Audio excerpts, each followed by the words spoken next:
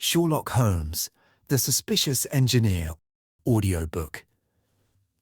October of 1895 was an unusually wet month in London. According to my notebook, by the 17th, there had been no more than 3 days without rain. On the morning in question, I shuffled downstairs for a late breakfast, only to find Sherlock Holmes sprawled in his armchair, utterly lifeless in appearance. The miserable weather seemed to have cast a shadow over London's underworld as well, for Holmes had been without a single case for a fortnight. Such inactivity, as I knew all too well, boded ill for Holmes' restless mind, and this gloomy October day was no exception. "In such moments as these, Watson," he remarked grimly, "I am seized by a most appalling thought. Perhaps I ought to have pursued a career in crime instead. The rain renders the city quiet and provides ample opportunity for all manner of nefarious activity. I, for one, am grateful your talents are devoted to solving crimes rather than committing them," I replied. "Though I see idleness weighs heavily on your spirits. Even the strongest mind has its weaknesses, Watson. Not even my violin can distract me now. It is an excellent means of clearing the mind after a complex case, but at present there is simply nothing in my mind to clear. What would you say if a client were on their way to see you at this very moment?" Holmes sprang from his chair and joined me at the window. The foggy, rain-slicked street below was largely deserted, save for a briskly walking gentleman, dressed impeccably and clearly scrutinizing house numbers in search of our address. By Jove, Watson, perhaps this day may brighten after all. Evil has not entirely abandoned the world. A moment later, Mrs. Hudson brought us a visiting card. Holmes handed it to me before instructing her to admit the man. "Well, Holmes, this seems important to a visitor from the Foreign Office," Holmes sniffed disdainfully. "Official cases are often tedious and predictable, yet," he added with a glint in his eye, "it is a relief to escape this dreary inactivity." He resumed his habitual seat, adopting a posture that suggested even royalty could not unseat him. The man who entered was rain-dappled but composed, approximately 45 years old. His well-tailored attire and commanding presence bespoke a man accustomed to authority. His clear, symmetrical features betrayed neither agitation nor particular worry, and I waited with interest to hear what enigma had brought him to our door. Removing his overcoat and hat, he turned to address Holmes. "Mr. Sherlock Holmes, I presume? Please, take a seat and tell us what has compelled you to leave the comforts of Downing Street on such a dismal day." "Quite so, Mr. Holmes. I am Arthur Higgins, head of the Communications Division at the Foreign Office. We operate out of 23 Downing Street. You did not, however, come here directly. I suspect you visited Scotland Yard first and were directed to me when they deemed the case outside their purview." The visitor, who had thus far maintained a calm demeanour, nearly toppled from his chair. While I was well versed in Holmes' methods, even I could not deduce how he had arrived at this conclusion. "How on earth did you know that? But yes, you are correct. I came here straight from Scotland Yard. I observed a slip of paper in your hand as you approached, a type commonly used by the Yard to record addresses. I trust it bore mine." "Indeed," Higgins admitted. "The Yard advised me that the matter did not fall under their jurisdiction, but suggested I consult you if my suspicions about Walters were genuine.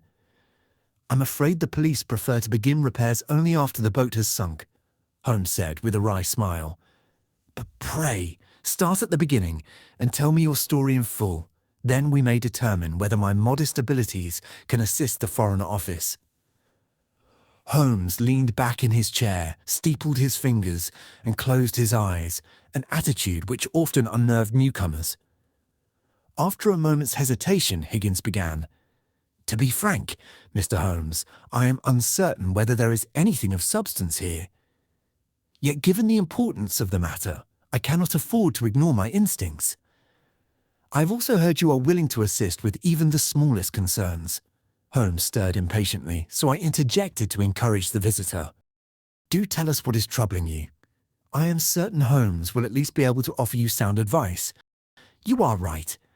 As I mentioned, I oversee the Communications Division, which is currently managing a highly confidential project, one of great value to the nation. The aim is to develop technology for automating the encryption and decryption of telegraphs. Without delving into the technicalities, suffice it to say the work is both sensitive and groundbreaking. Higgins paused before continuing. 4 engineers are working on the project alongside me: Isaac Walters, William Blackwood, Frederick Montague, and Edward Langley.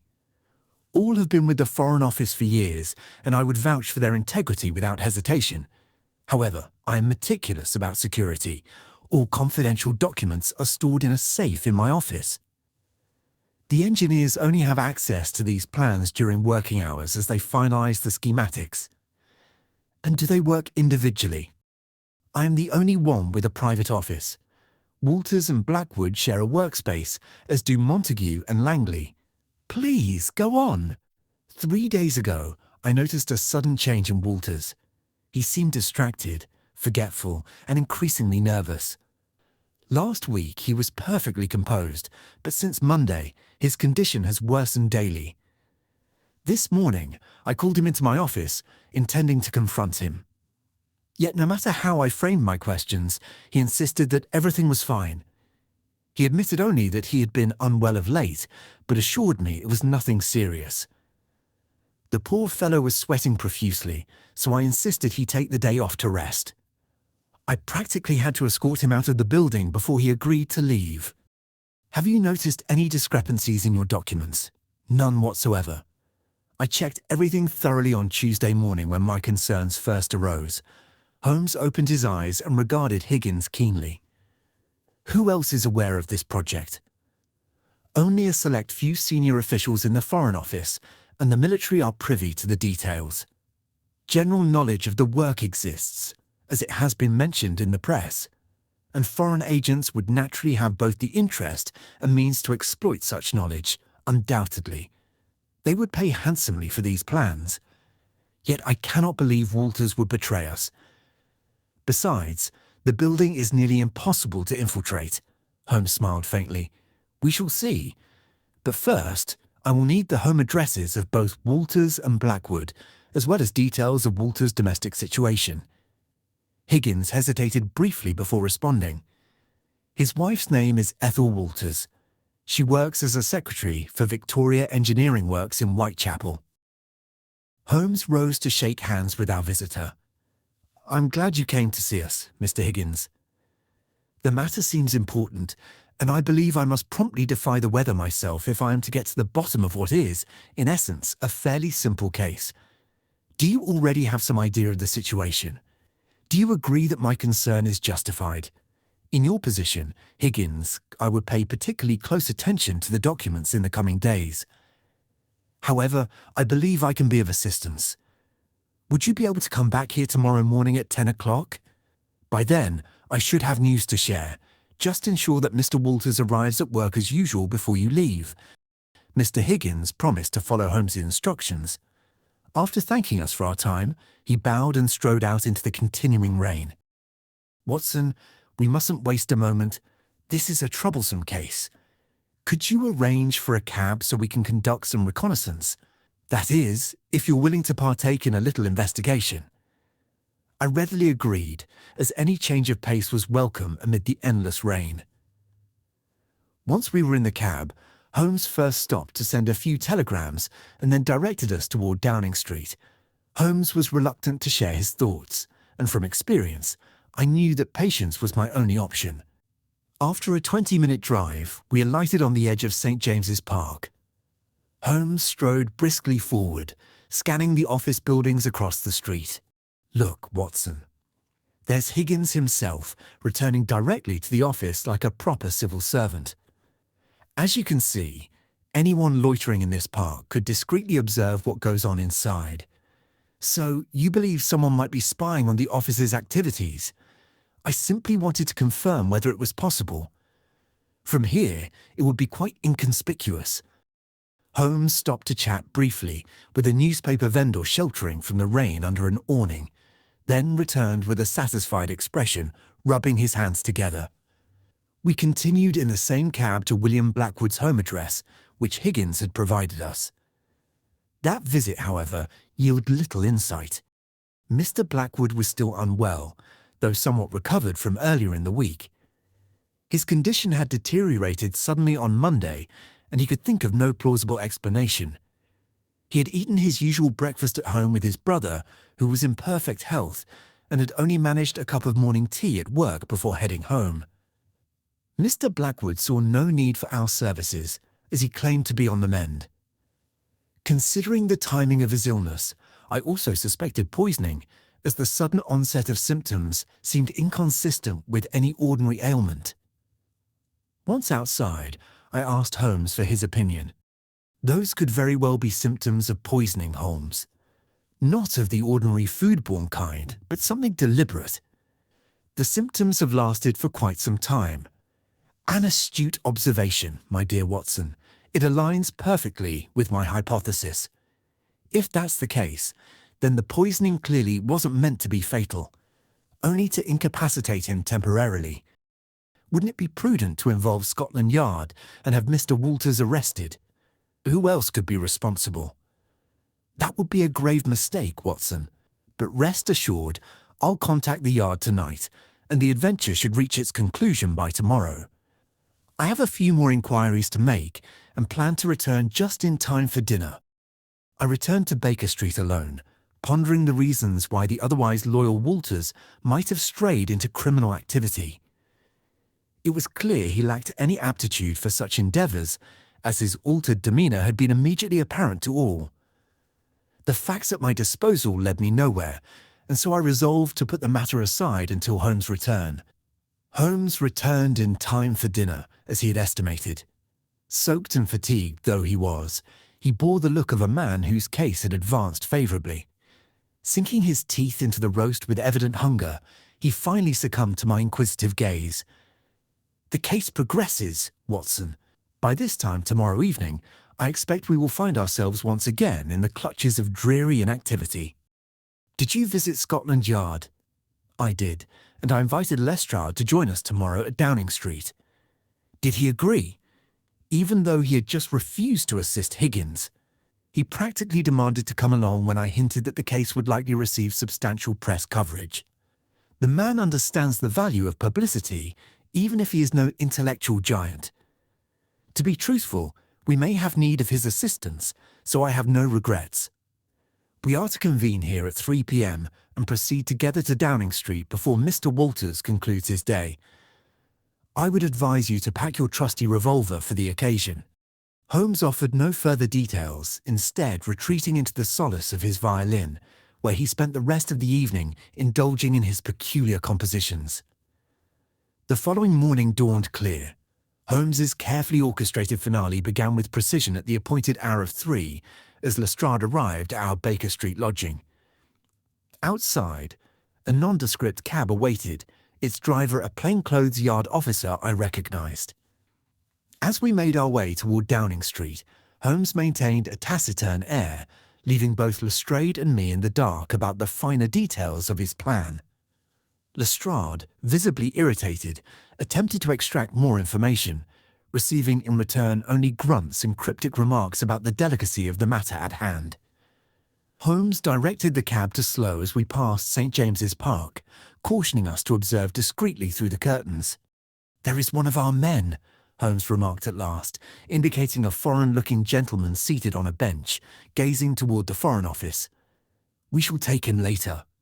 Apprehending him here in the open could prove hazardous. It is, however, reassuring to see him where he ought to be. He will likely leave by 5. Driver, on to Warwick Square." Upon reaching Walter's residence, we were met by 2 imposing men gesturing from the doorway. They, too, were yard officers in plain attire, and they provided a swift report. "It unfolded precisely as you predicted, Mr. Holmes.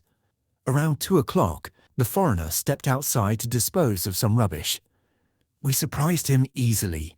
He is now securely bound inside. Mrs. Walters has, of course, been freed. She is quite distraught, but we have done our best to console her." "Holmes, enough of this charade," Lestrade interjected impatiently as the constables concluded their account. I insist you explain the case in full. It seems even the constables are better informed than I. All will be made clear soon, I assure you, Holmes replied. For now, we must make haste to restore the appearance of normalcy. Watson, would you kindly escort Mrs. Walters to the cab? The constable will see her safely to Scotland Yard. The rest of us will proceed inside. Everything must appear as though we were never here. Inside the house, an awkward vigil ensued. Holmes insisted on absolute silence as we awaited the return of Walters and his accomplice. Thus, we found ourselves sitting for nearly an hour in a small room, exchanging glances while the bound and sullen captive glared at us. Lestrade broke the silence a few times, grumbling that we ought to return to Downing Street to arrest the other spy, but Holmes remained resolutely mute, his lips pressed together as he stared at the opposite wall. At last, the constable monitoring the street startled and whispered, "They're coming." The tension in the room became palpable. We checked our revolvers and assumed our positions, prepared to allow the men inside before springing the trap. The door creaked open. Walters entered first, his face a mask of despair. The foreigner followed, taking a few steps into the room before calling out to his comrade. Receiving no response, he grew wary and spun on his heel. Lestrade and the constable leapt at him like tigers on prey, but the man had already made it back to the doorway, nearly escaping. A fierce struggle ensued, only ending when Holmes joined the fray to subdue the panicked spy. Breathing heavily and clutching his head, Lestrade rose from the floor. "I've seen more elegant arrests," he muttered. "Perhaps," Holmes replied, "but the outcome is satisfactory. Everyone is alive, and if I am not mistaken, our final guest is about to arrive." "Quickly," gagged the prisoner. Holmes had been stirred by the sound of carriage wheels outside. We barely had time to move the prisoner out of sight when the door opened again, and a third foreigner walked straight into our trap. This time, the struggle was minimal. The man surrendered promptly under the persuasion of 4 leveled pistols. From the first spy's belongings, we recovered the completed copies of the secret plans, finished earlier that very day. Holmes provided a meticulous account of the case to Lestrade, generously promising him full credit for the arrests. Lestrade, grinning with satisfaction, seemed to have entirely forgotten his earlier irritation at Holmes' cryptic methods. Meanwhile, I found myself tasked with calming the visibly shaken Mr. Walters, who was teetering on the edge of a breakdown. A carriage was arranged to reunite him with his wife at Scotland Yard. At last, Holmes and I were able to return to Baker Street. "You have been admirably patient once again, Watson," Holmes remarked as we settled back into the familiar comforts of our sitting room. "I suspect you might have a few lingering questions about how this case was resolved. I promise to answer them all. At what point did you deduce that blackmail, rather than a scheme of Walter's own making, was at play?" "Quite so. From Higgins' account, I formulated 2 plausible theories. Either Walters intended to sell the copied plans himself, or he was being coerced into providing them. In either scenario, copying the plans was essential, as the operation would have been far shorter if only theft had been required. Moreover, the act of copying increased the risk of discovery, necessitating Mr. Blackwood's incapacitation. Naturally, Isaac Walters must have slipped something suitably insidious into his colleague's tea. The exact nature of the substance will, of course, be determined by laboratory analysis." Holmes paused to refill his pipe, his expression one of quiet satisfaction. Walters' described behavior led me to favor the theory of coercion. I therefore sent a telegram to his wife's workplace, only to learn that she had called in sick on Monday. A second piece of evidence emerged from my conversation with the newspaper vendor in the park. You may recall the incident. He mentioned seeing the same man seated all day on a park bench, watching the Foreign Office. Clearly, the spy was keeping an eye on Walters to ensure he didn't go to the police. Why, then, did you allow Walters to endure another day at his workplace? What if he had finished his task earlier than expected? Excellent questions, Watson. That evening, I conducted inquiries at Walters' residence. Speaking with the neighbours proved fruitful. An elderly woman across the street was remarkably well informed about the household's routines, old and new. She revealed that since Monday, Walters had been leaving for work accompanied by a strange man. Furthermore, another unknown man appeared to be staying inside the house, while Mrs. Walters had not been seen at all. Each evening, Walters' return was followed by the arrival of a third visitor, who would leave shortly thereafter. I deduced this man was checking whether the task had been completed so the spies could flee. The only viable moment to apprehend all three was at the end of the workday. Naturally, I could not inform Walters of the plan, as he might inadvertently betray himself to the spy. I also impressed upon Higgins that Walters must not be allowed to leave early, regardless of whether he completed his task ahead of schedule. And Mrs. Walters? Surely she could have been freed earlier. Certainly, we might have attempted it, but she was confined with an armed man. The risks of a direct assault were significant. The idea of capturing the spy while he took out the rubbish occurred to me only when the neighbour, as a parting remark, wondered aloud whether the strangers would even bother to dispose of the garbage the next day when the collector arrived. I had prepared for a more forceful approach if necessary, but it seemed prudent to try the subtler method first. Wouldn't you agree? I could not help but chuckle. I must admit, Holmes, that this case resolved itself with remarkable speed, even by your standards. Holmes leaned back in his chair, a wry smile playing at his lips. As I mentioned yesterday, Watson, official cases are usually quite dull and require little imagination. Still, this one has yielded some intrigue. I look forward to the laboratory's findings regarding the substance used to poison Mr. Blackwood. It may prove a valuable addition to my ongoing article on poisons employed in criminal activity.